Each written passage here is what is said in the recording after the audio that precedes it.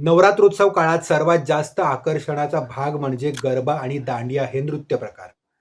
गरबा आणि दांडिया खेळायला आवडणारे प्रत्येक जण नवरात्रोत्सवाची आतुरतेने वाट पाहत असतात. अतिशय जल्लोषात आणि ऊर्जेने हे नृत्य प्रकार सादर केले जातात. पण या दोन्हींमध्ये फरक आहे. कसा? तर गरबा नृत्य हे देवीची आरती होण्यापूर्वी सादर केलं जातं, तर दांडिया हे नृत्य देवीची आरती झाल्यानंतर सादर केलं जातं. गरबा या शब्दाची उत्पत्ती गर्भ या शब्दापासून झाली आहे. मातेच्या गर्भावस्थेत असणाऱ्या मुलाच्या जीवापासून हा शब्द बनलाय.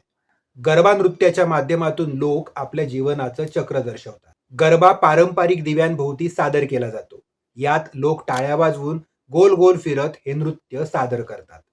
जेव्हा गरबा आणि दांडिया या नृत्य प्रथेला सुरुवात झाली ना, तेव्हा फक्त स्त्रियाच हा नृत्य प्रकार सादर करायच्या. पण आता मात्र स्त्रियांप्रमाणेच पुरुषही गरबा आणि दांडिया खेळतात. तर दांडिया हा नृत्य प्रकार माता दुर्गा आणि महिषासूर यांच्यातील युद्धाचं प्रतीक आहे.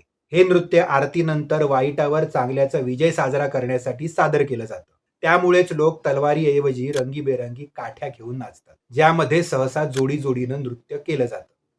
तुम्हाला कोणता नृत्य प्रकार आवडतो? गरबा की दांडिया? किंवा यापेक्षा अधिक माहिती तुमच्याकडे असेल तर आम्हाला जरूर कळवा. आणि आजची माहिती आवडल्यास लाईक, कमेंट, शेअर करा. चॅनलला सबस्क्राईब करून बेल आयकॉन प्रेस करायला विसरू नका. पुन्हा भेटूच एका नव्या भागात एका नव्या ऑफबीट गोष्टीसोबत. धन्यवाद.